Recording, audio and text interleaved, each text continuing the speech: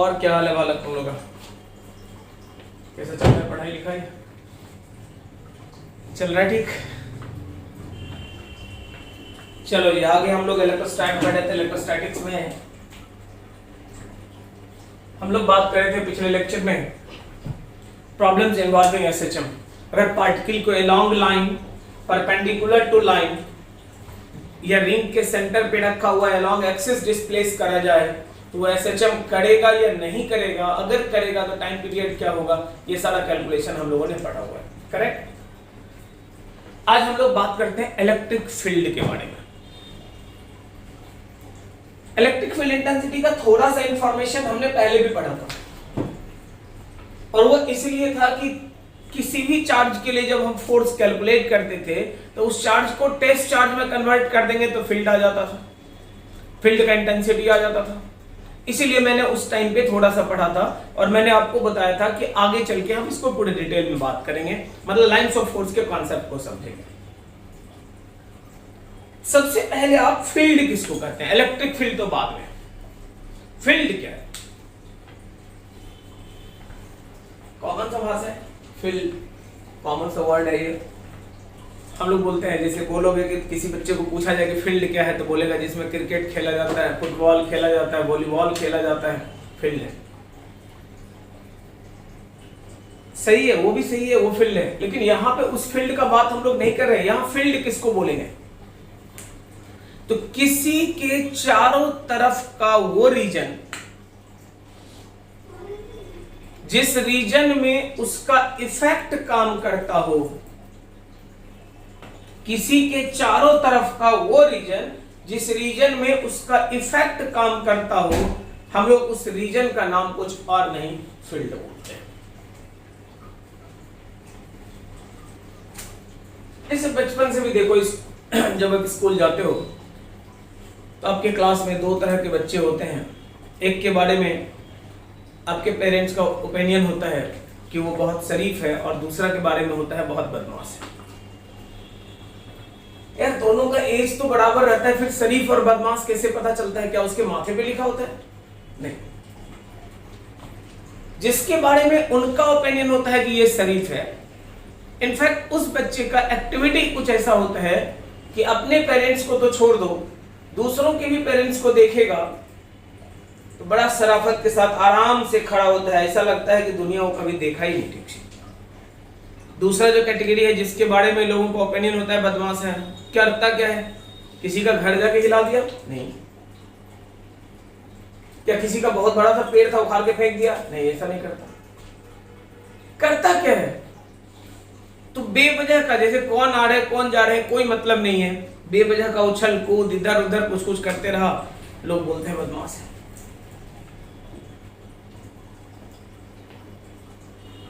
कई टाइम्स तो ये होता है कि जिसके बारे में ओपिनियन होता है कि ये शरीफ है, जो उसका क्लासमेट है उसे पता होता है कि वो कितना शरीफ है, क्योंकि वो एक से बढ़ के एक खतरनाक काम करते रहता है। सिर्फ बड़ों के सामने वो एकदम शराफत के साथ खड़ा रहता है और लोग मानते हैं वो बच्चा बड़ा शरीफ बच्चा है। खैर जो भी है, लेकिन जो आपके पापा के नजर में शरीफ है, आपके पापा क्या सजेस्ट करते हैं कि जो उनके नजर में शरीफ है बोलेंगे उसके साथ रहना, जो उनके नजर में बदमाश है बोलेंगे उसके साथ कभी नहीं रहना।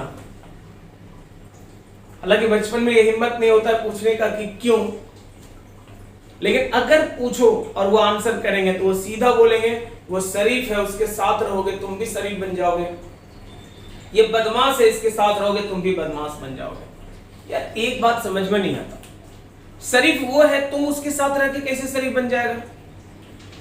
बदमाश वो बच्चा है तुम उसके साथ रह के बदमाश कैसे बन जाएगा? यही है फील्ड। मतलब वो शरीफ है, उसके चारों तरफ का वो रीजन जिसमें उसका प्रभाव चलता हो, वो रीजन उनके नजर में शराफत का है और उसके साथ रहोगे तो उस टाइप का बन जाओगे। खैर बचपन को छोड़, अभी की उम्र में देख, लॉज या हॉस्टल में रहने के दौरान दो तरह के स्टूडेंट होते हैं। एक स्टूडेंट होता है जो बहुत जम के पढ़ता है, अगर आपकी दोस्ती उससे हो गई तो वो दिन भर पढ़ा, जब भी मिलोगे पढ़ाई लिखाई से रिलेटेड बात करेगा। धीरे धीरे देखोगे कुछ टाइम के बाद आप अगर नहीं भी पढ़ रहे थे तो ऐसा नहीं कि नहीं पढ़ रहे थे तो उसके इतना पढ़ने लगोगे, बट इंटरेस्ट जरूर जगेगा और थोड़ा ज्यादा अच्छा इंप्रूव करता हुआ फील करोगे। दूसरा टाइप का स्टूडेंट है, खूब तगड़ा बातें बनाता है, दिन भर वो इस फिराक में रहता है सुबह उठने से रात तक कि किसी तरह से दिन को काट लेना है। तरह तरह की बातें, मूवी का बात, पॉलिटिक्स के बात, हर तरह का बात करेगा पढ़ाई का छोड़ के। अगर तुम्हारी दोस्ती उससे हुई तो वो दिन भर वही सुनाएगा और धीरे धीरे देखो कुछ दिन बाद आप डिट्रैक्ट हो जाते हो। यही तो फील्ड है कि अगर पढ़ने वाला था तो उसका पढ़ाई का फील्ड था, आप उसके कांटेक्ट में आया, पढ़ने लगे। बेमतलब का बातें करने वाला था, आप उसके कांटेक्ट में आए, बेमतलब का बातें करने लगे।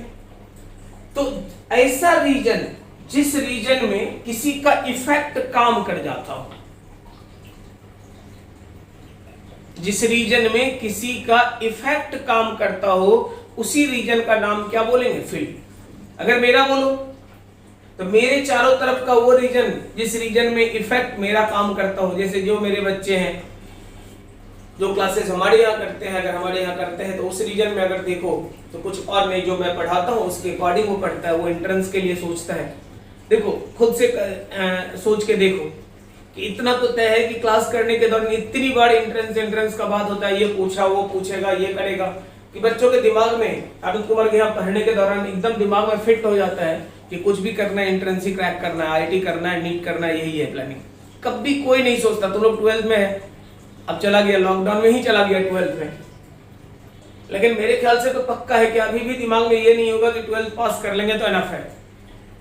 दिमाग में यही होगा कि आईआईटी करना है, नीट करना है, नेक्स्ट ईयर क्रैक करके जाना है, क्योंकि आपने शुरू से वही माहौल देखा है। थोड़ा थोड़ा करने से सेटिस्फैक्शन कभी नहीं होगा। तो ये जो चीजें हैं ना, यही है फील्ड। ये हमारे चारों तरफ का वो रीजन जिसमें जब आप 10th पास करके आए थे कुछ ऐसा नहीं था, बट धीरे धीरे ये चीजें डेवलप कर दिया कि दिमाग में बैठ गया कि हमें आईआईटी ही करना है, नीट ही करना है, अच्छे रैंक से करना, अच्छा कॉलेज पकड़ना है। ये जिसने करवाया वही तो फील्ड है। तो सीधा सीधा फंडा याद रखोगे, किसी के चारों तरफ का वो रीजन जिस रीजन में उसका इफेक्ट काम करता हो, such reason named as field. अब आ जाओ, अगर ये काम मास के चारों तरफ का हो तो ग्रेविटेशनल फील्ड, अगर चार्ज के चारों तरफ का हो इलेक्ट्रोस्टैटिक फील्ड, अगर मैग्नेट के चारों तरफ का हो मैग्नेटिक फील्ड, आदमी के चारों तरफ का हो आदमी का फील्ड। क्लियर है? तो यहां हम लोग किसके बारे में बात करने जा रहे हैं? इलेक्ट्रोस्टैटिक फील्ड, मतलब इलेक्ट्रिक फील्ड के बारे में।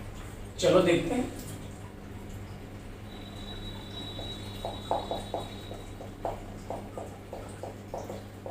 जो आपने अभी समझा वही लिख लेते हैं। सबसे पहला statement, region surrounding any charge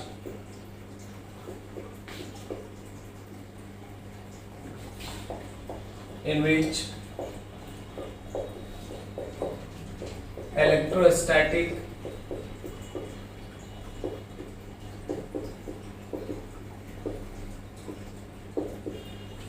किसी भी चार्ज के चारों तरफ का वो रीजन जिसमें इलेक्ट्रोस्टैटिक फोर्स एक्सपीरियंस करा जाता है, उसी रीजन का नाम क्या बोलते हैं? Electric field. आगे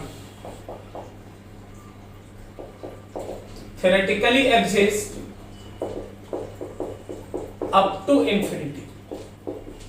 अगर थ्योरेटिकली बात करो तो कहां तक? तो इनफाइनाइट तक काम करता है। पहले भी मैंने बताया था और एग्जांपल भी मैंने बोला था, छत पे खड़ा होकर आसमान की तरफ देखो इनफाइनाइट तक। वैसा ही इलेक्ट्रिक फील्ड भी इनफाइनाइट तक, लेकिन प्रैक्टिकली उतना दूर तक नहीं हो जाता क्योंकि बीच में ये वॉल प्रेजेंट है, उसके बाद भी वॉल है, मतलब मीडियम का जो डाइलेक्ट्रिक प्रेजेंट है वही डाइलेक्ट्रिक लाइंस ऑफ फोर्स को रोकता है और वो इनफाइनाइट तक नहीं जा पाता। बट प्रैक्टिकली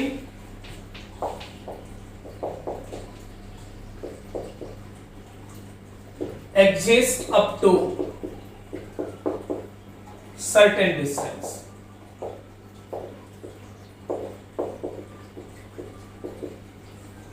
प्रैक्टिकली कुछ दूर तक काम करता है, उसके बाद ये काम करना बंद कर देता है, उसके बाद काम करता हुआ नहीं दिखता है। थ्योरी और प्रैक्टिकल में ये डिफरेंस इसलिए आता है क्योंकि मीडियम में डाइलेक्ट्रिक प्रेजेंट होता है। क्लियर? अगला,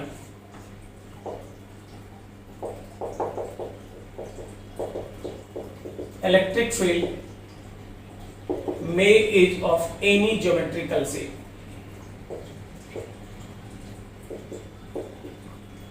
किसी भी तरह का हो सकता है, मतलब दैट इज, देख लो, पॉइंट चार्ज के लिए बात करो, थोड़ी देर में क्लियर करेंगे लाइंस ऑफ फोर्स निकलने वाला खेल। लेकिन अगर ये चार्ज एक पॉइंट चार्ज है,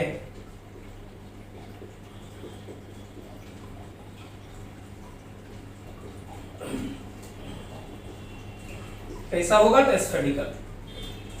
अगर आप लाइन चार्ज के लिए सोचोगे,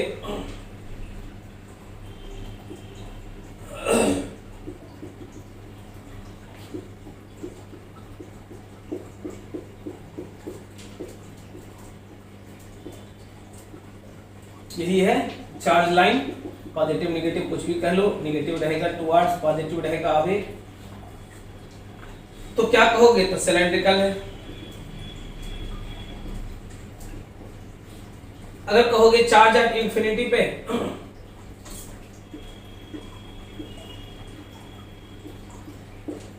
इनफाइनाइट से आने वाला लाइन सब एक दूसरे का पैरेलल होगा, तो आप कहोगे चार्ज एट इंफाइनाइट पे प्लेनर होगा। तो आप कह सकते हो कि इलेक्ट्रिक फील्ड कैसा भी हो सकता है, मतलब स्फेरिकल हो सकता है, सिलेंड्रिकल हो सकता है, प्लेनर हो सकता है। ये सब कुछ इस बात पे डिपेंड करेगा कि चार्ज कैसा है। अगला,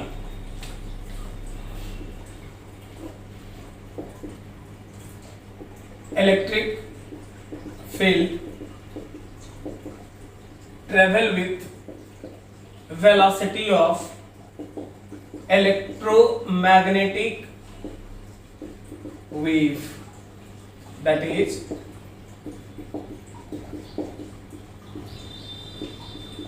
इलेक्ट्रिक फील्ड चलता है किस वेलोसिटी से चलता है? इलेक्ट्रोमैग्नेटिक वेव वेलोसिटी से, मतलब 3 × 10⁸ मीटर पर सेकंड के स्पीड से ये मोशन करता है। अगला, concept of electric field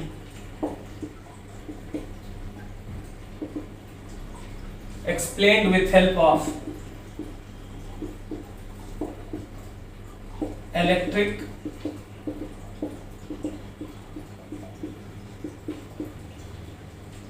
field के कंप्लीट कॉन्सेप्ट को आप एक्सप्लेन कर सकते हैं किसके हेल्प से? तो एक नया टर्म आया जिसका नाम है electric lines of force. Electric lines of force की मदद से आप इलेक्ट्रिक फील्ड को कंप्लीटली एक्सप्लेन कर सकते हो। क्लियर है? अब कहोगे कैसे? आप देख लो, मैं बताता हूं कैसे। पहले तो छाप ले फटाफट, जल्दी छाप, जल्दी फटाफट छाप ले।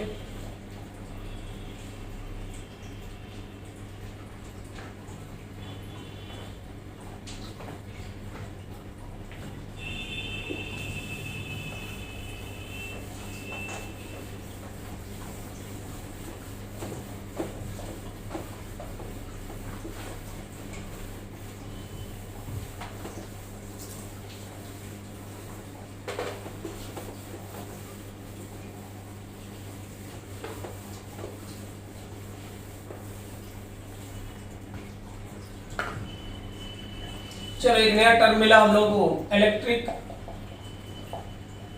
Lines of force.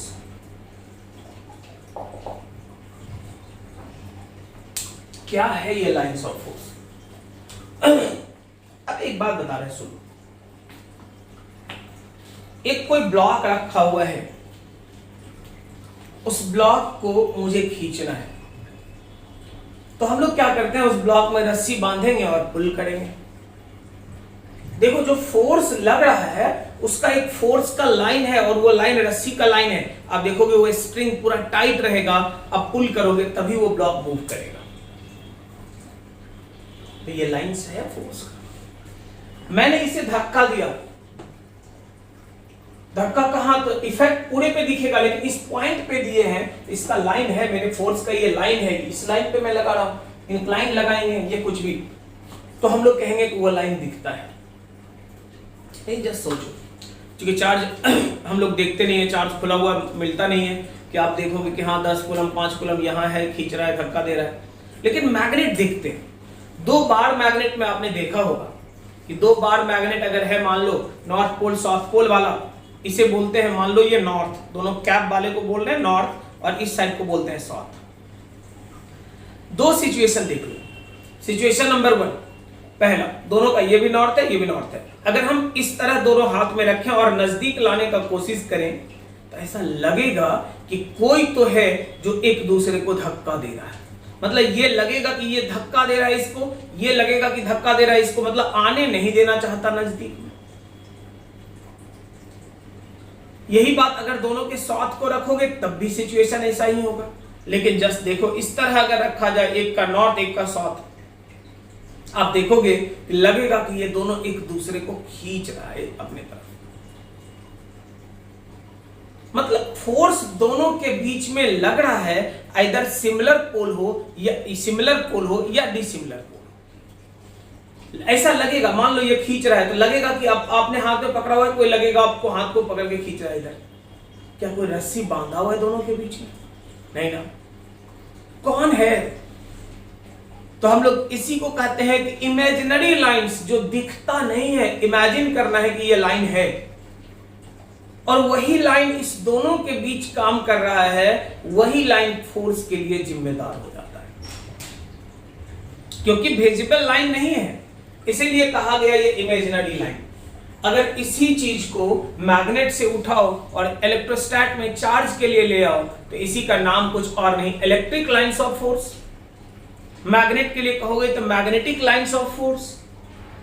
ग्रेविटेशन के लिए जस्ट सोचो कि अगर छत पे खड़ा हो, कोई पत्थर गिराते हो, अर्थ कहोगे खींच लिया, क्या अर्थ और उस पत्थर के बीच कोई कनेक्शन दिख रहा है? डायरेक्ट रस्सी बांधा हुआ है क्या? नहीं। तो कैसे खींचा जब कनेक्शन ही नहीं है? तो एक इमेजिनरी लाइन है जो अर्थ और उस पत्थर के बीच कनेक्ट हो रहा है, उसी इमेजिनरी लाइन का नाम कुछ और नहीं, लाइंस ऑफ फोर्स बोलते हैं। कौन सा? Gravitational lines of force. और वही जिम्मेदार हुआ फोर्स लगाने के लिए। तो बोलेंगे कि ये कुछ और नहीं, कैसा? इमेजिनरी है, lines of force emerges from positive charge, positive से निकलता है, and inserted to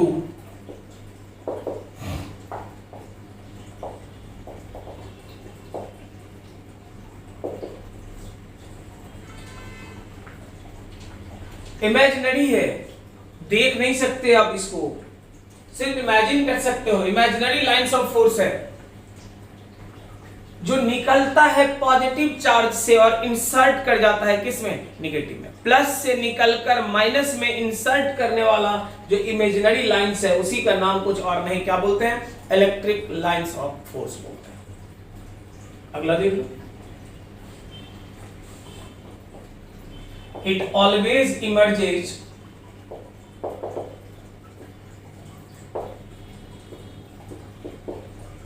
or inserted perpendicular upon surface। हमेशा इस बात का ध्यान रखना, किधर भी नहीं निकल जाता, जब भी निकलेगा तो सरफेस पर 90 डिग्री का एंगल बनाकर ये निकलता है। मतलब देख ले, अगर ये पॉजिटिव चार्ज है तुम्हारा, निकला है, एकदम करेक्ट है, निकला है तो देख लो यहाँ परपेंडिकुलर है, यहां से निकला है एकदम सही है, कोई दिक्कत वाली बात नहीं। लेकिन तुम कहोगे यहां निकल गया तो ये गलत है। क्यों? क्योंकि आप जरा देखो, यहां अगर टेंजेंट खींचे, क्या टेंजेंट पे 90 डिग्री का एंगल बना? तो जब भी होगा ये कहोगे ये लाइन सही है, ये लाइन सही है, लेकिन ये निकलना गलत लाइन से, तुम कहोगे इधर की तरफ निकल गया लाइंस, ये लाइंस निकलना गलत है। जब भी निकलेगा या इंसर्ट करेगा तो हर हाल में याद रखना कि 90 डिग्री पे होगा। और इसी एक पॉइंट का बेनिफिट लेते हुए आईटी ने एक सवाल ऑब्जेक्टिव डाल दिया था इसमें, तो हम लोग देखेंगे, वो सवाल भी देखेंगे क्या पूछा था, लेकिन फिलहाल यही कहेंगे कि इमर्ज करेगा या इंसर्ट करेगा ऑलवेज कितना डिग्री पे, तो 90 डिग्री के एंगल पे। आगे देखिए, तुमको इंसर्ट करता हुआ नहीं दिखा, दिखा दो, माइनस है, लाइंस आ रहा है, लाइंस आ रहा है,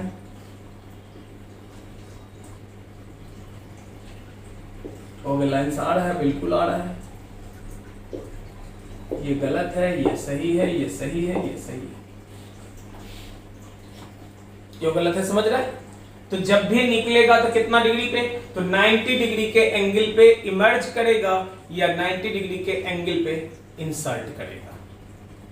अगला, इन केस ऑफ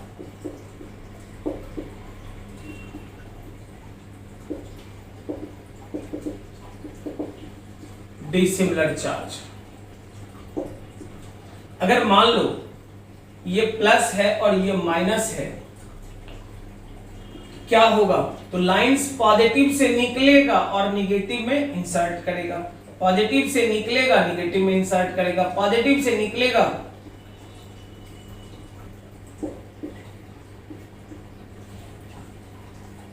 ऑलवेज कहोगे बराबर ही रहेगा, थोड़ी देर में क्लियर होगा, बराबर रहेगा, कम होगा, ज्यादा होगा, क्या होगा, लेकिन निकलेगा पॉजिटिव से इंसर्ट करेगा निगेटिव में। लेकिन ये हमेशा ध्यान रखना कि ये निकलते समय देखने में जैसा लगे, लेकिन ये अभी देखने में कुछ भी लग सकता है, एंगल रहेगा कितना डिग्री का, 90 डिग्री का। ऑलवेज 90 पे निकलेगा, 90 पे इंसर्ट करेगा।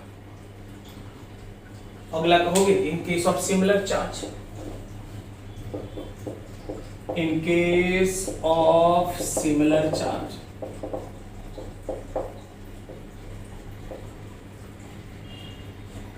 अगर सिमिलर चार्ज है मतलब ये पॉजिटिव है तुम्हारा, ये पॉजिटिव है तुम्हारा, यहां से निकला,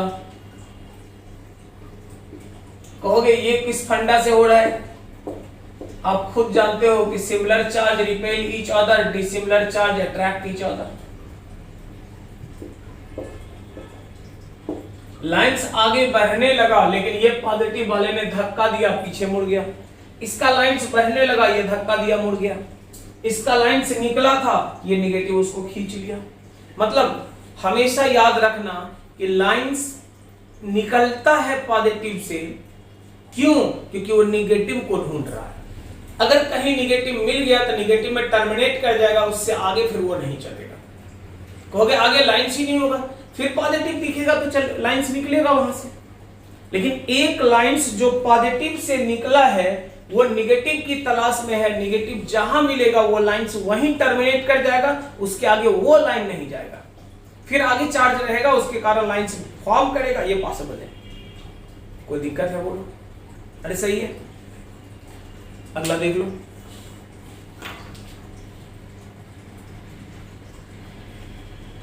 next property, electric field always directed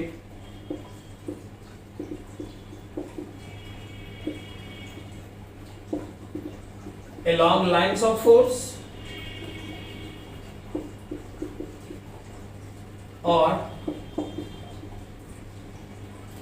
tangent upon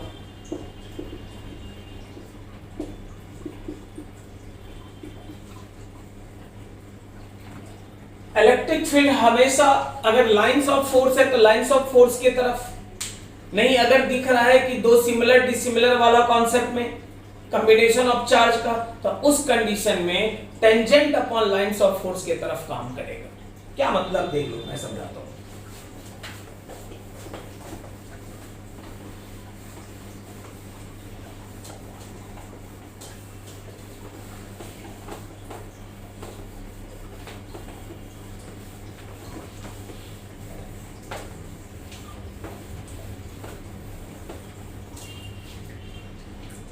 tangent upon lines of force, lines of force पे टेंजेंट की तरफ देख लो, मैंने बोला ये पॉजिटिव है,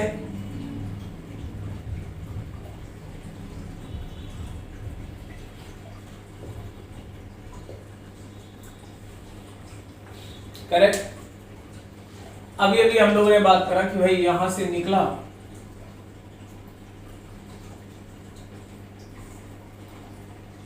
देखो हमें कोई आइडिया नहीं है कि पॉजिटिव से निकला, नेगेटिव में इंसर्ट किया, क्या किया, नहीं किया, कुछ भी पता नहीं। कोई एक कॉमन पॉइंट ले लो, एक पॉइंट मैंने लिया यहां जहां पे हम इलेक्ट्रिक फील्ड का स्टडी करना चाहते हैं। कोई लाइंस नहीं है अभी फिलहाल, लाइंस नाम का कुछ भी नहीं है। अब देखो पॉजिटिव चार्ज अपने कारण यहां पर एक इलेक्ट्रिक फील्ड क्रिएट करेगा जिसका नाम होगा ई पॉजिटिव। कैसे पता चला? तो यहाँ पे टेस्ट चार्ज रखेंगे, टेस्ट चार्ज को ये क्या करेगा तो धक्का देगा, अगर टेस्ट चार्ज को धक्का देगा तो इधर धक्का देगा, उधर ये इलेक्ट्रिक फील्ड है। नेगेटिव चार्ज इसी जगह पे एक इलेक्ट्रिक फील्ड क्रिएट करेगा जिसका नाम होगा ई नेगेटिव।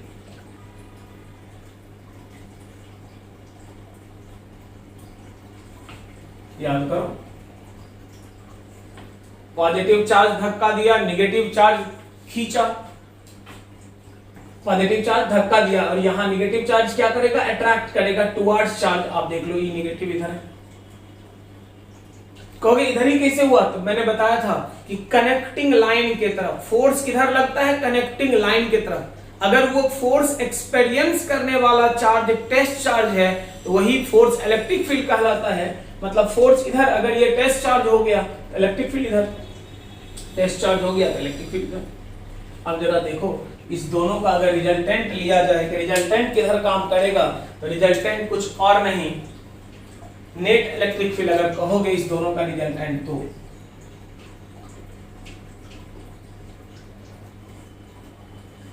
अब आप देखिए ये टेंजेंट है या नहीं है। तुम कहोगे ये तो आप कर दिए, अब करके देखोगे, अगर प्रैक्टिकल करोगे, क्योंकि थ्योरी में कुछ ऐसा है नहीं, तो अब प्रैक्टिकली देखा गया कि ये दोनों का जो रिजल्टेंट है वो बीच में उसी लाइन पे काम करेगा जो लाइन कर्व पाथ, मतलब इलेक्ट्रिक लाइंस ऑफ फील्ड पे, ये इलेक्ट्रिक लाइंस ऑफ फोर्स पे टेंजेंट है। मतलब नेट इलेक्ट्रिक फील्ड अगर बोलोगे तो कहीं और नहीं, किधर की तरफ काम करेगा, तो टेंजेंट की तरफ काम करेगा। कोई दिक्कत है? आप कहोगे देख लो अगला।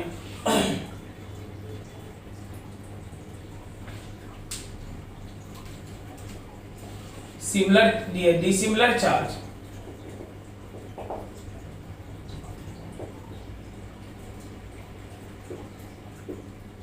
क्रिएट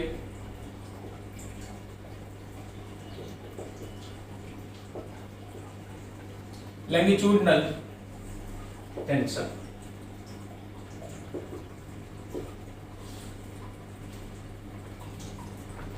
लॉन्गिट्यूडनल मतलब लाइन जो कनेक्ट करता हो, उस कनेक्टिंग लाइन पे टेंशन क्रिएट करेगा, मतलब फोर्स क्रिएट करता है डिसिमिलर चार्ज। कहोगे कैसे? आप देख लो, एक है प्लस तुम्हारा, एक है तुम्हारा माइनस, सीधा सीधा फंडा, प्लस से निकला माइनस में इंसर्ट, प्लस से निकला माइनस में इंसर्ट।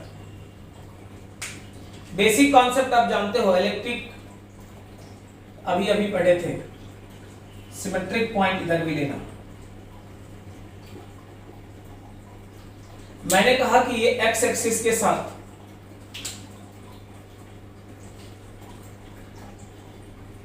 यहां अगर थीटा बनाता है, इसका मतलब इलेक्ट्रिक फील्ड का एक कंपोनेंट कहोगे ई कॉस थीटा और दूसरा कंपोनेंट कहोगे कितना था, ई साइन थीटा। इलेक्ट्रिक फील्ड का एक कंपोनेंट बोलोगे ई कॉस थीटा और दूसरा कंपोनेंट बोलोगे कितना। आप खुद देखो कि दोनों साइड होने के कारण upward downward counter balance net काम किया ई कॉस थीटा और E cos theta. Net total system के लिए अगर बात करा जाए, मतलब अगर इलेक्ट्रिक लाइंस ऑफ फोर्स के लिए बात करा जाए तो इलेक्ट्रिक फील्ड टेंजेंट की तरफ, लेकिन दो डिसिमिलर चार्ज के बीच अगर कहोगे तो हमेशा इलेक्ट्रिक फील्ड उसी लाइन पे काम करेगा जो दोनों चार्ज को कनेक्ट करता है। इधर भी हुआ इधर भी हुआ, नेट किधर, तो पॉजिटिव से किसके तरफ। इसका मतलब है E net always directed from positive to, अब कहेंगे ये प्लस क्यू है, अब कहेंगे ये माइनस क्यू है, कैसे जाएगा क्या जाएगा वो तो बात अलग है, लेकिन नेट इलेक्ट्रिक फील्ड होगा किधर से किधर की तरफ। कोई दिक्कत है बोल दो, ऐसे ही है। अगला, सिमिलर चार्ज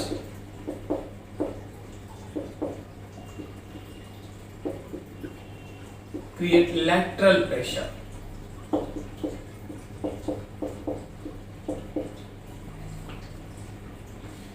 लैटरल मतलब परपेंडिकुलर लाइन पे प्रेशर क्रिएट करता है। कैसे, आप देख लो, this plus Q, this plus Q,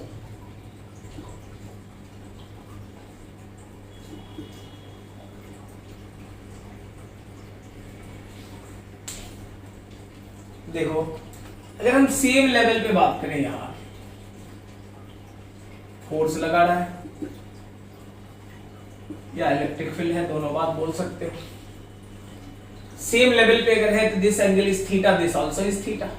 अब इसके कंपोनेंट बोल ई cos थीटा, इसके कंपोनेंट बोल that also equals E cos theta, correct. Vertical component मारेगा कितना देख ले, इधर की तरफ ई sin थीटा एंड इधर भी बोलेगा कितना, तो ई sin थीटा। अब खुद देखो, फॉरवर्ड बैकवर्ड काउंटर बैलेंस कर दिया। ई नेट अगर बोलोगे तो ऊपर की तरफ कनेक्टिंग लाइन, लाइन कनेक्ट कर रहा है इधर, उस पे परपेंडिकुलर की तरफ है, इसलिए तो लैटरल। फोर्स है काम कर रहा, force per unit area is named as pressure, मतलब जो पोज करेगा ये वो कुछ और नहीं, लॉन्गिट्यूडनल नहीं, कैसा, तो लैटरल प्रेशर क्रिएट करेगा। क्लियर है। अगला नेक्स्ट देख लो,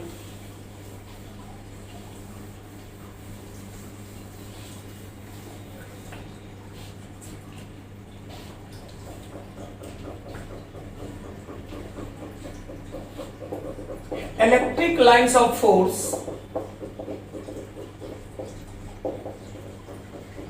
never intersect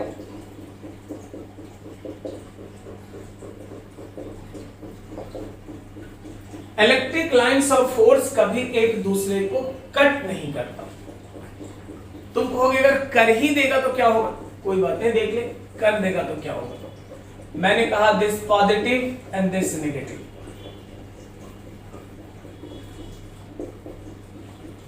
एक लाइन्स ऑफ फोर्स यहां से निकला और यहां आ रहा है, एक दूसरा लाइन्स ऑफ फोर्स निकला यहां जा रहा है। मैंने थोड़ी देर के लिए मान लिया कि यहां कटिंग हो गया। इस लाइन्स का नेम रख दो 1 और इसका नेम है 2।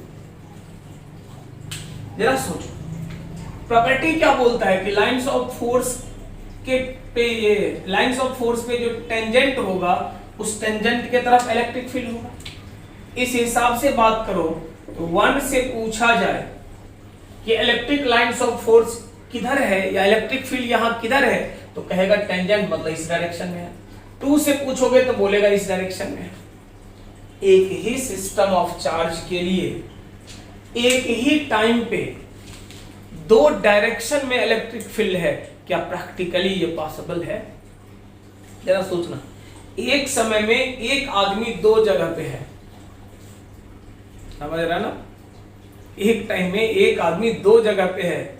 इसका मतलब क्या हुआ, मतलब सिस्टम में थोड़ा गड़बड़ी नहीं है यार, पूरा सिस्टम उसका गड़बड़ है, दिक्कत बहुत बड़ा है।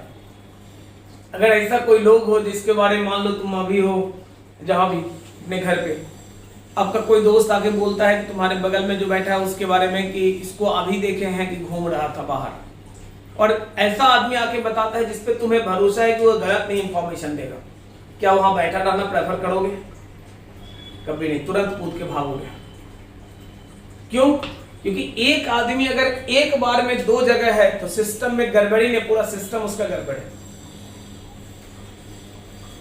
तो मैं बोलूं कि यार इस टाइप का अगर होता तो इलेक्ट्रिक फील्ड इधर भी काम करता, इधर भी काम करता, एक ही सिस्टम ऑफ चार्ज दो डायरेक्शन में इलेक्ट्रिक फील्ड देता, क्या प्रैक्टिकली पॉसिबल है?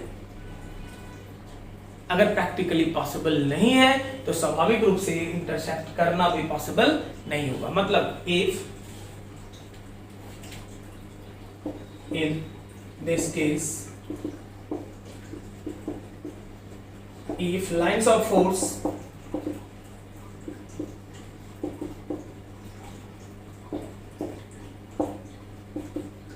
intersect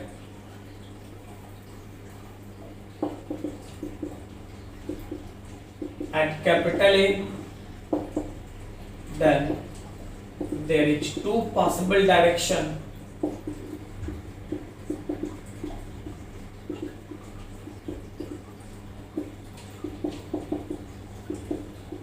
which is practically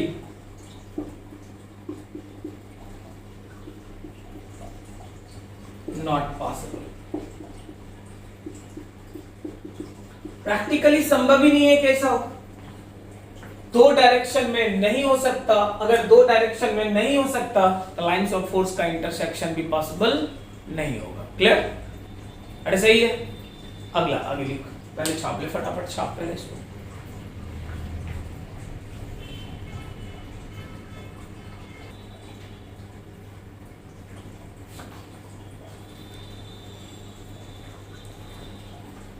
देख लो आगे, फटाफट देख।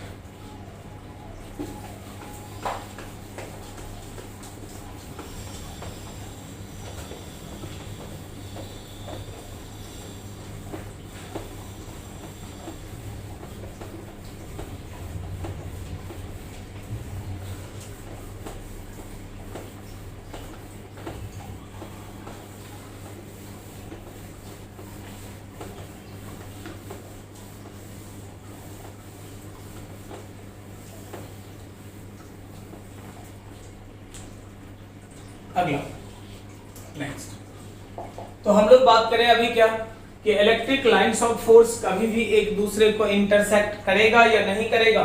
तो इलेक्ट्रिक लाइंस ऑफ फोर्स कभी इंटरसेक्ट नहीं करता है। इन केस ऑफ, देखो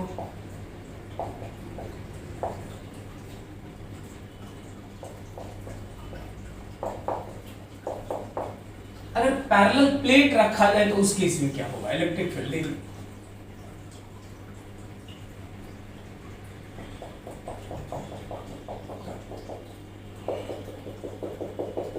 पॉजिटिव है, नेगेटिव है।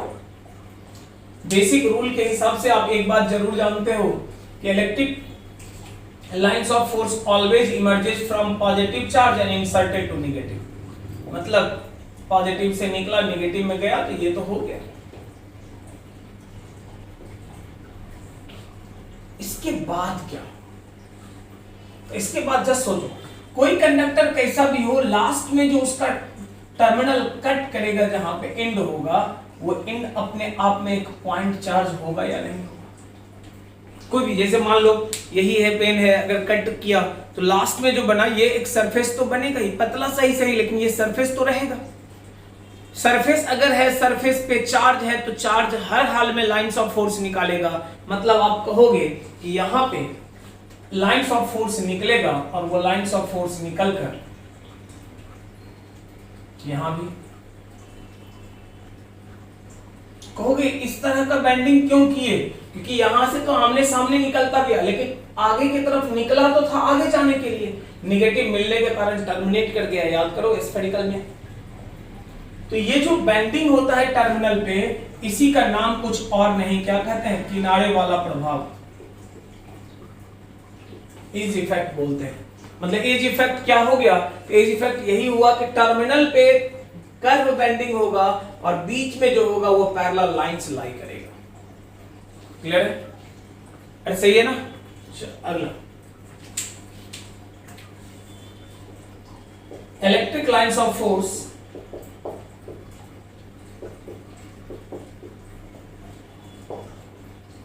Never penetrate conducting cavity.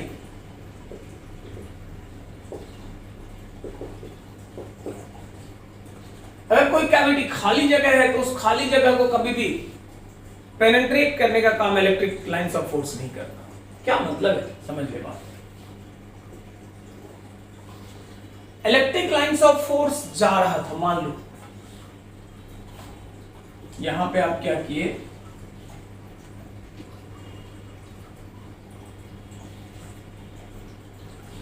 एक conducting body, hollow conducting body रख दी, अंदर से खाली है, इधर से इलेक्ट्रिक लाइंस ऑफ फोर्स आ रहा है। इधर से आ रहा है का मतलब क्या हुआ,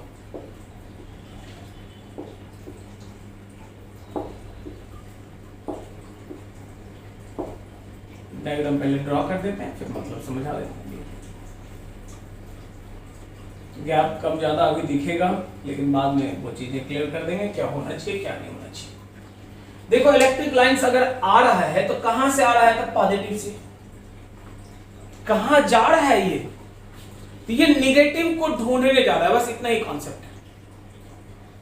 ये कंडक्टिंग बॉडी है, इंसुलेटर नहीं है, कंडक्टर है। कंडक्टिंग का मतलब है फ्री इलेक्ट्रॉन्स है इसके पास। जैसे ही पॉजिटिव से आता हुआ लाइंस यहां दिखेगा, स्वाभाविक रूप से नेगेटिव चार्ज इस प्लेट पे यहां पे अपीयर कर जाएगा, और नेगेटिव देखने के साथ ये क्या करेगा, तो टर्मिनेट कर जाएगा लाइंस। क्यों, क्योंकि नेगेटिव की तलाश में तो था ये, नेगेटिव मिल गया, आगे जाने का कोई मतलब नहीं है। लेकिन इस नेगेटिव मिलने के साथ ही आइसोलेटेड स्टेज में बॉडी न्यूट्रल होता है, इस प्लेट पे कौन सा चार्ज डेवलप कर जाएगा, प्लस। अगर इधर निगेटिव डेवलप कर गया तो स्वाभाविक है इधर प्लस डेवलप करेगा।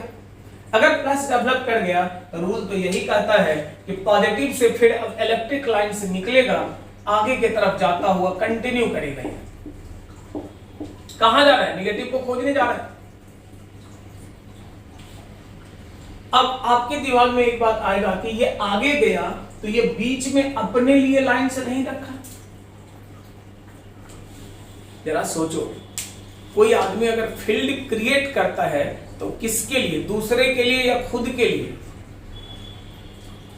कोई आदमी, जैसे मान लो कि कोई आदमी बदमाश है, गुस्सा में है बहुत, पीटेगा किसको, खुद को या किसी और को। तो अब ये सवाल है, कोई आदमी कितना भी बदमाश हो, कितने भी गुस्से में क्यों ना हो, ऐसा नहीं कि कोई नहीं मिला तो खुद को खड़ा किया, दोनों हाथ से मारे जा रहा है खुद को, कि कोई पूछेगा क्यों मार रहा है, बोलेगा गुस्सा में है, कोई मिला नहीं, अपने आप को पीट रहे। क्या ऐसा होगा? तो हमेशा याद रखना कि फील्ड क्रिएट ही किया जाता है किसी और के लिए।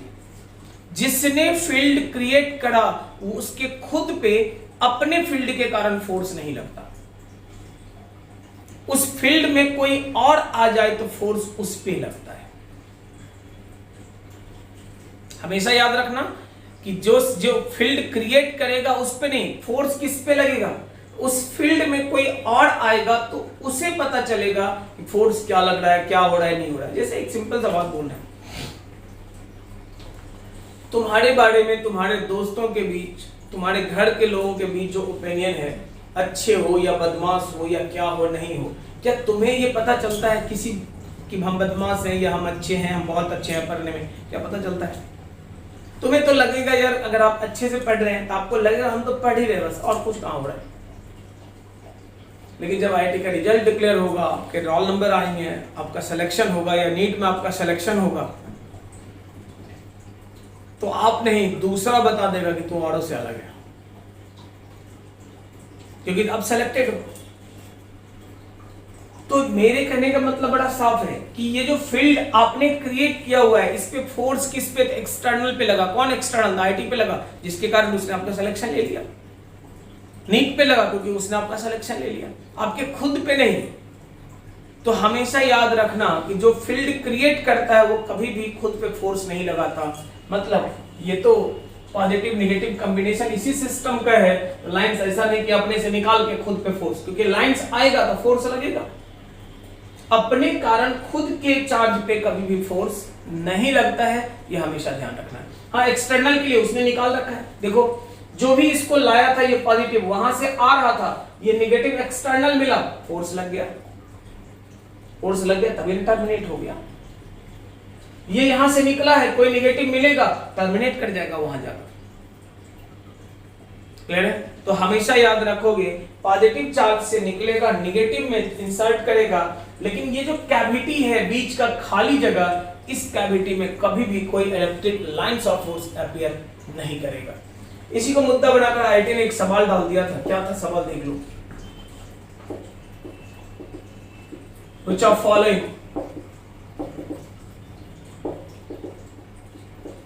lines correctly represent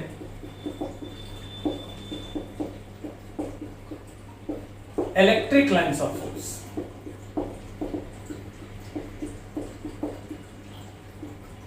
कह रहा है इसमें से कौन, ध्यान देना, कौन। पहली बार तुम्हें बोला गया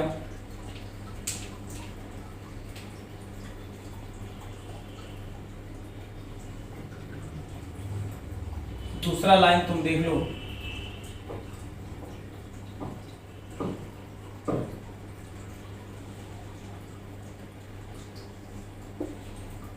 तीसरा लाइन,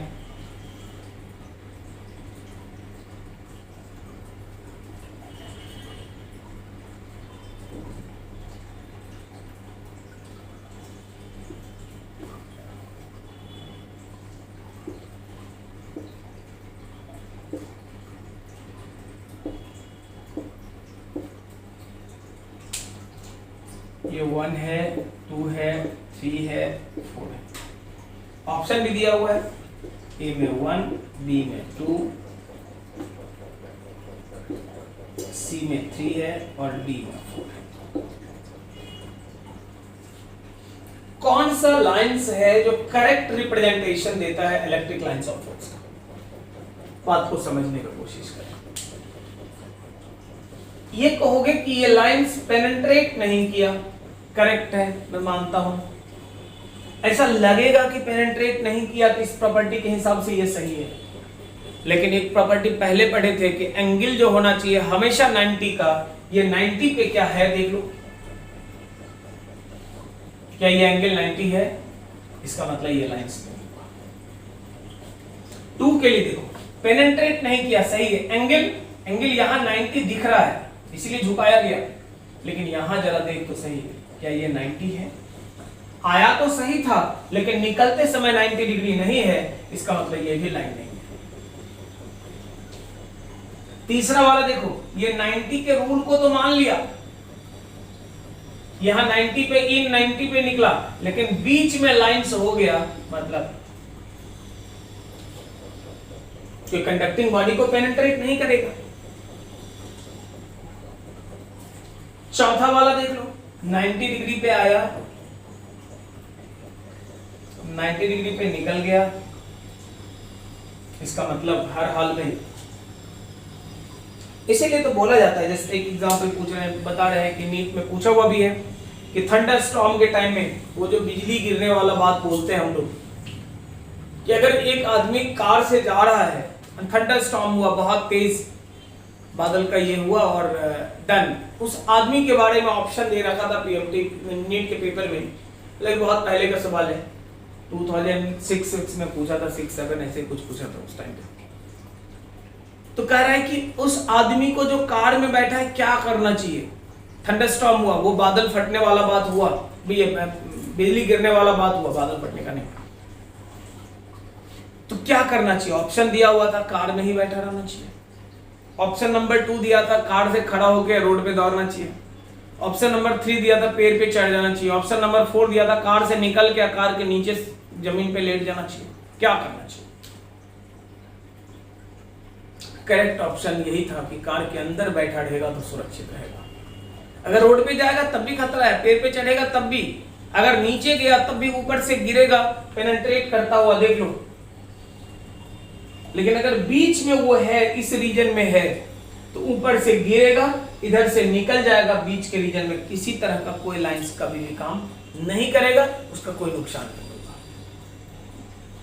तो हमेशा अगर ऐसा होता है तो यही बोला जाता है कि उस आदमी को क्या करना चाहिए? तो कार में बैठे रहना चाहिए। कोई दिक्कत वाली बात है बोलो? अरे सही है। तो कभी पेनिट्रेट नहीं करेगा, नहीं करेगा मतलब कौन सा ऑप्शन करेक्ट ऑप्शन है? तो 4th ऑप्शन तुम्हारा करेक्ट ऑप्शन है। नेक्स्ट,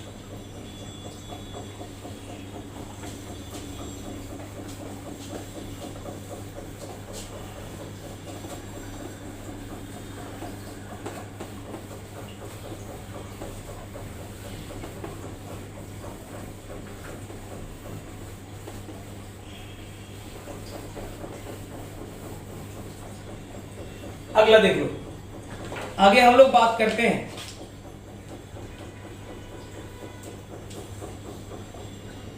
कि लाइंस अगर निकालता है तो कितना निकलेगा, 5, 10, 15, 50 कितना? तो हम लोग कहेंगे number of lines of force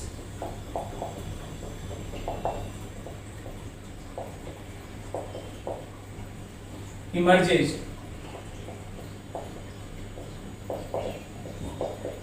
inserted directly proportional to magnitude of charge.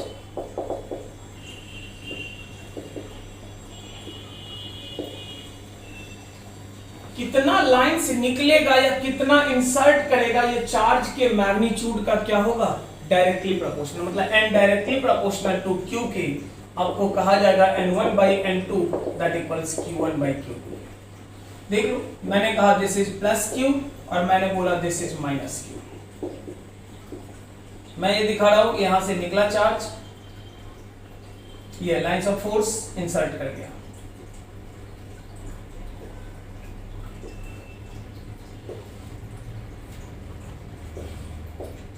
निकला तो ये इतना था। आपको कहा जाएगा कि दिस इज q1 और दिस इज q2, तो q1 q2 find ratio of q1। आप कहोगे कुछ नहीं, q1 by q2 कितना होगा भाई, तो नंबर गिनो, यहाँ पे 2, 2, 4 और 3 मतलब 7 है, डिवाइडेड बाई कितना तो 4। आप कहोगे q1 by q2 जो होगा 7:2। चार्ज का वैल्यू क्या होगा ये तो नहीं पता, लेकिन रेशियो क्या होगा, तो रेशियो हर हाल में कितना के बराबर, 7:4 के बराबर होगा। कहीं कोई दिक्कत वाली बात है तो बोलो। अगला हम लोग कहते हैं इलेक्ट्रिक लाइंस ऑफ फोर्स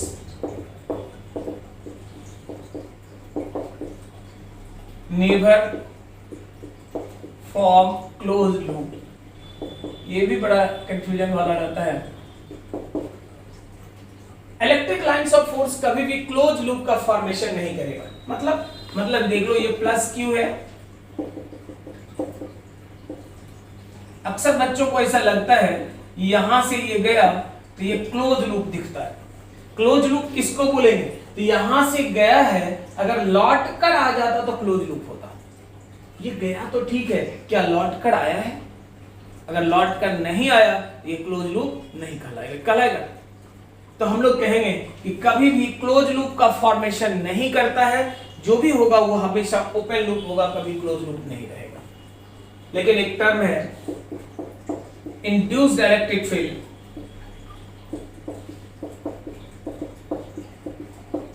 ये है बिहेव्स एज मैग्नेटिक फील्ड।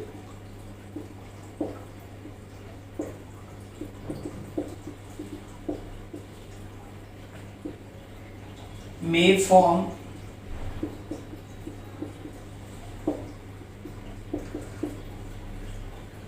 आगे चल के पढ़ेंगे इंड्यूस्ड इलेक्ट्रिक फील्ड जो होगा वो मैग्नेटिक फील्ड जैसा बिहेव करेगा, मैग्नेटिक में पढ़ेंगे। तो वो जो इंड्यूस्ड इलेक्ट्रिक फील्ड है वो क्लोज लूप का फॉर्मेशन इसलिए करेगा क्योंकि वो नाम इलेक्ट्रिक है लेकिन बिहेवियर उसका मैग्नेटिक जैसा रहता है, और इसलिए वो क्लोज लूप का फॉर्मेशन कर पाता है। क्लियर है? अरे सही है ना? चल आगे लिख ले।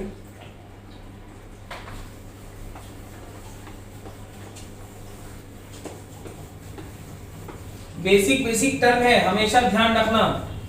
यार बोर्ड एग्जाम भी पूछता है, एंट्रेंस एग्जाम भी प्रॉपर्टीज पूछता है इसका, तो इसके बहुत बड़े न्यूमेरिकल नहीं होते इस पे, लेकिन काम का कॉन्सेप्ट रहता है कि आपको पूछ देगा, पेनिट्रेट करेगा नहीं करेगा, कब लेना है कब नहीं लेना है, तो ये सब चीजें दिमाग में रहेगा तभी कर पाओगे आप। अब देखो टाइप्स ऑफ इलेक्ट्रिक फील्ड कितने तरह का होगा, इलेक्ट्रिक फील्ड कितने तरह का होगा,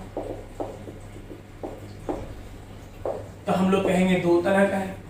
एक का नाम है यूनिफॉर्म और दूसरे का नाम है नॉन यूनिफॉर्म। अभी तक तो बस लिखते जा रहे थे, लेकिन एक तरह के फील्ड का नाम कौन सा बोलते हैं, यूनिफॉर्म इलेक्ट्रिक फील्ड। दूसरा टाइप का नाम है नॉन यूनिफॉर्म। यूनिफॉर्म किसको बोलेंगे, पहले से ही पढ़े हो, एक जैसा जो कभी नहीं बदलेगा उसी का नाम कुछ और नहीं क्या कहता है, यूनिफॉर्म। मतलब आप देख लो, इलेक्ट्रिक लाइंस ऑफ फोर्स है,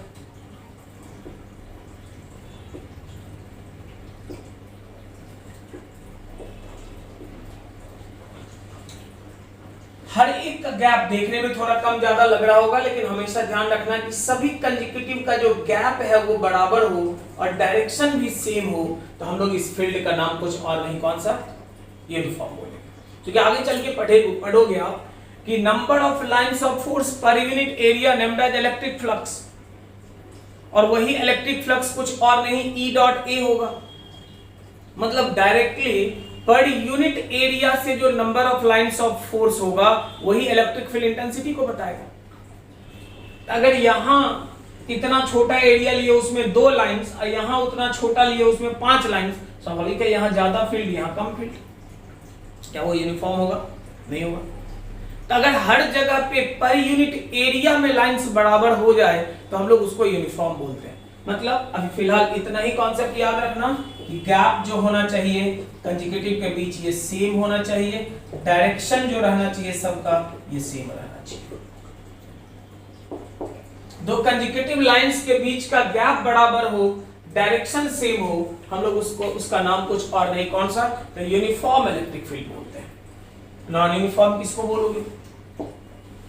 जो इस रूल को नहीं माने मतलब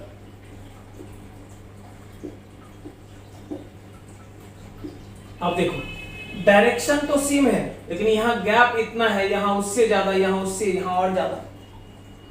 यहाँ अगर इतने एरिया में कह लो तो 2 लाइंस, यहाँ अगर उतना एरिया में तो कोई लाइंस नहीं।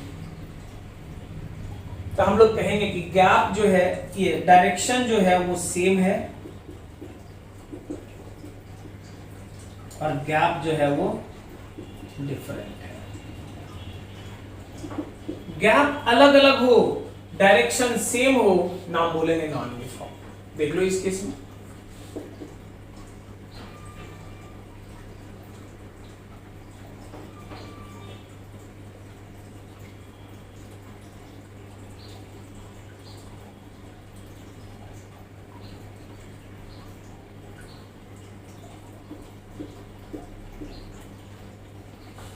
देखने में थोड़ा कम ज्यादा लगेगा, लेकिन याद रखिएगा कि गैप जो होना चाहिए सभी में क्या है, सेम है, लेकिन डायरेक्शन जो है सबका,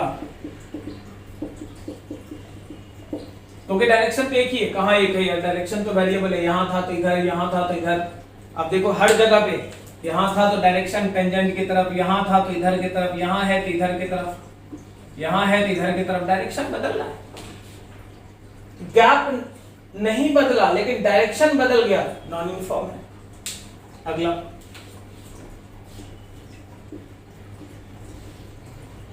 आप कहोगे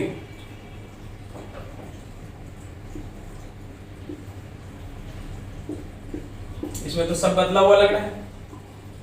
गैप जो है डिफरेंट है, डायरेक्शन जो है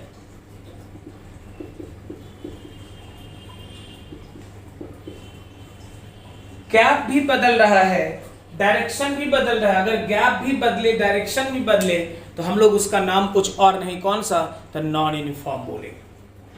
मतलब वो क्या था आपका, यूनिफॉर्म था, ये क्या है आपका, नॉन यूनिफॉर्म है। कहीं कोई दिक्कत वाली बात है तो बता। अरे सही है, आगे लिख लो।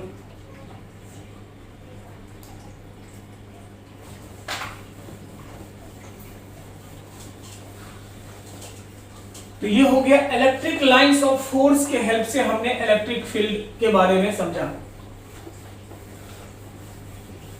आगे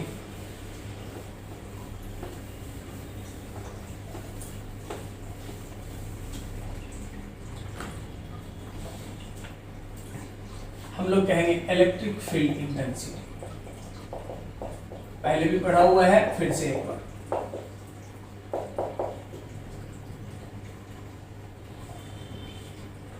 डेफिनेशन वही है, force experienced by test charge at a certain point in an electric field.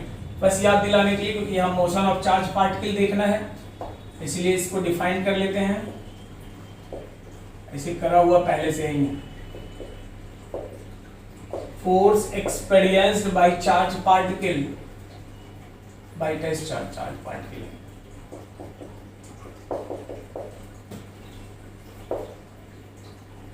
Unit positive charge.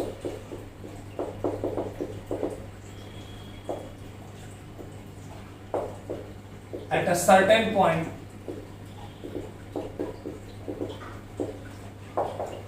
in an electric field, electric field के किसी भी पॉइंट पे टेस्ट चार्ज जो फोर्स एक्सपीरियंस करेगा उसी फोर्स का नाम कुछ और नहीं, क्या कहते हैं, इलेक्ट्रिक फील्ड इंटेंसिटी बोलते हैं। मतलब इलेक्ट्रिक फील्ड तो थ्योरेटिकली आप देख ही रहे हो, प्लस क्यू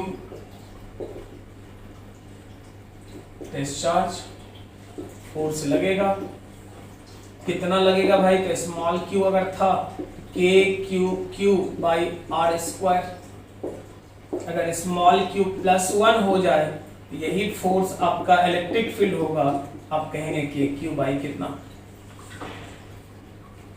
अब जरा देख लो ध्यान देकर, इक्वेशन 1 और इक्वेशन 2 बोलते हैं, तो आप कह सकते हो 1 डिवाइडेड बाई 2, आप कहोगे F बाई E जो होगा स्मॉल क्यू के बराबर,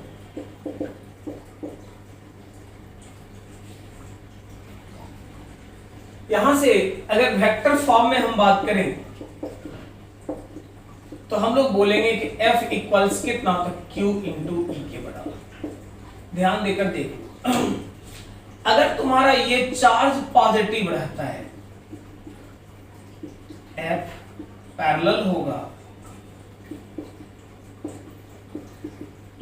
अगर ये चार्ज तुम्हारा निगेटिव होता है, F एंटी पैरेलल होगा।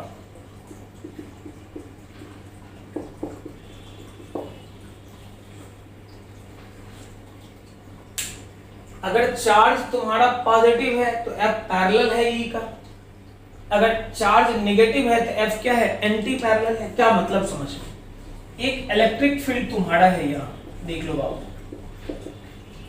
इस इलेक्ट्रिक फील्ड में आपने प्रोटॉन को छोड़ दिया, इलेक्ट्रिक फील्ड तुम्हारा है यहां, और इस इलेक्ट्रिक फील्ड में तुमने इलेक्ट्रॉन को छोड़ दिया। जब आप प्रोटॉन को छोड़ोगे तो इलेक्ट्रिक फील्ड है फॉरवर्ड और प्रोटॉन है पॉजिटिवली चार्ज, इसका मतलब फोर्स लगेगा, किधर लगेगा, इलेक्ट्रिक फील्ड की तरफ लगेगा। इलेक्ट्रिक फील्ड है फॉरवर्ड, इलेक्ट्रॉन को छोड़ोगे तो फोर्स लगेगा, किधर लगेगा, तो फोर्स लगेगा, लेकिन इलेक्ट्रिक फील्ड के अपोजिट डायरेक्शन। तो हम लोग यही कहेंगे कि अगर इलेक्ट्रिक फील्ड में किसी पार्टिकल को छोड़ोगे, पॉजिटिव है वो, तो उस पे लगने वाला फोर्स हर हाल में इलेक्ट्रिक फील्ड के डायरेक्शन में होगा, और अगर वो निगेटिव है तो इलेक्ट्रिक फील्ड के उल्टा डायरेक्शन में होगा। कोई दिक्कत है? अगला देख लो, हो गया। बाकी इस पे एग्जांपल करा हुआ है पहले ही, पॉइंट चार्ज के कारण। अब लेक्चर नंबर तो वो पक्का याद नहीं कितना था, लेकिन आप चेक देख लेना, इलेक्ट्रिक फील्ड इंटेंसिटी मैंने पहले पढ़ा है। टॉपिक यहाँ का था कैलकुलेशन का, लेकिन फोर्स वहां निकाल रहे थे, और फोर्स कैलकुलेशन में स्मॉल क्यू को 1 कर देने से वो इंटेंसिटी हो जाता है, इसलिए वही मैंने बढ़ा दिया था। सब देख लो, कैलकुलेशन ऑफ एक्सीलरेशन।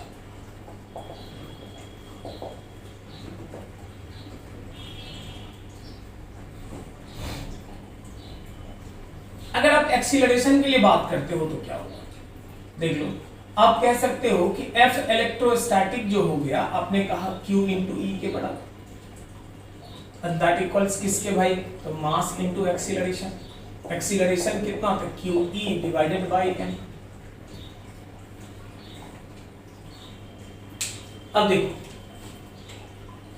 यहां से एक बढ़िया ऑप्शन ये मिलता है कि अगर Q एंड E सेम हो,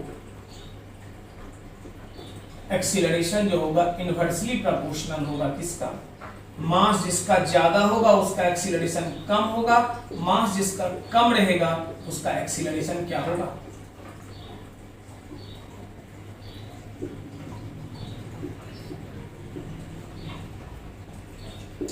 एक्सीलरेशन जो होगा वो डायरेक्टली प्रोपोर्शनल हो जाएगा इलेक्ट्रिक फील्ड इंटेंसिटी जिसका ज्यादा, एक्सीलरेशन उसका कम। इलेक्ट्रिक फील्ड ये एक्सीलरेशन उसका ज्यादा, इलेक्ट्रिक फील्ड जिसका कम होगा, एक्सीलरेशन उसका कम।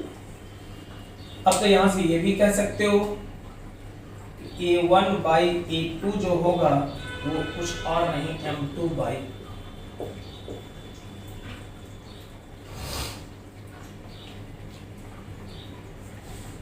एक्सीलरेशन इनवर्सली प्रोपोर्शनल होगा किसका, तो मास का।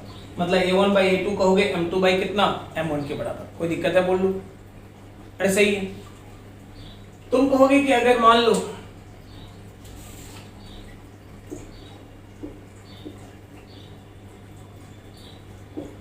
if Q and E जो है ये E and M जो है वो सेम है, दो बॉडी का मास बराबर है और दोनों को एक ही इलेक्ट्रिक फील्ड में फेंके हो, लेकिन दोनों का चार्ज अलग अलग है। Acceleration directly proportional to charge. A1/A2 जो होगा Q1/Q2 के बराबर। आप कहोगे चार्ज जिसका ज्यादा होगा एक्सीलरेशन उसका ज्यादा होगा, चार्ज जिसका कम होगा एक्सीलरेशन उसका कम होगा। कोई दिक्कत है बोल लो? मतलब इलेक्ट्रिक फील्ड सेम है, चार्ज सेम है। एग्जांपल इलेक्ट्रॉन एंड प्रोटॉन दोनों का चार्ज सेम है। अगर एक ही इलेक्ट्रिक फील्ड में फेंका गया मतलब ई सेम मास। अब दोनों में जरा सोच लो, प्रोटॉन का मास इलेक्ट्रॉन के मास से ज्यादा है, इसका मतलब प्रोटॉन का एक्सीलरेशन कम होगा और इलेक्ट्रॉन का एक्सीलरेशन ज्यादा होगा। अगर मान लो चार्ज और मास सेम है, यह charge by mass specific charge जिसको हम लोग बोले थे, बात भी कर रहे थे, स्पेसिफिक चार्ज बोलते हैं। तो अगर स्पेसिफिक चार्ज दो बॉडी का सेम है तो क्या होगा, इलेक्ट्रिक फील्ड इंटेंसिटी का डायरेक्टली प्रोपोर्शनल। जिसका इलेक्ट्रिक फील्ड ज्यादा होगा, अलग अलग इलेक्ट्रिक फील्ड में फेंका गया, जिसका इलेक्ट्रिक फील्ड ज्यादा होगा उसका एक्सीलरेशन ज्यादा, जिसका इलेक्ट्रिक फील्ड कम होगा एक्सीलरेशन कम होगा। क्लियर है? जैसे दो प्रोटॉन को आपने दो अलग अलग इलेक्ट्रिक फील्ड में फेंका, एक इलेक्ट्रिक फील्ड जिसका इंटेंसिटी दिया हुआ है 20 न्यूटन पर कूलम, दूसरा जिसका 50 न्यूटन पर कूलम। स्वाभाविक रूप से 50 न्यूटन पर कूलम वाले का इंटेंसिटी ज्यादा है, एक्सीलरेशन ज्यादा होगा, 20 वाले का कम है तो कम होगा। यहां तक तो कोई दिक्कत नहीं है। अरे सही है। अब देख लो एक मोशन इस तरह का होगा।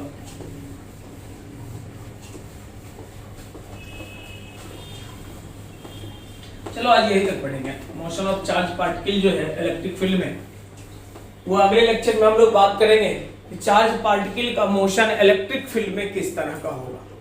Motion of charge particle in electric field अगले लेक्चर में हम लोग बात करेंगे। क्लियर है?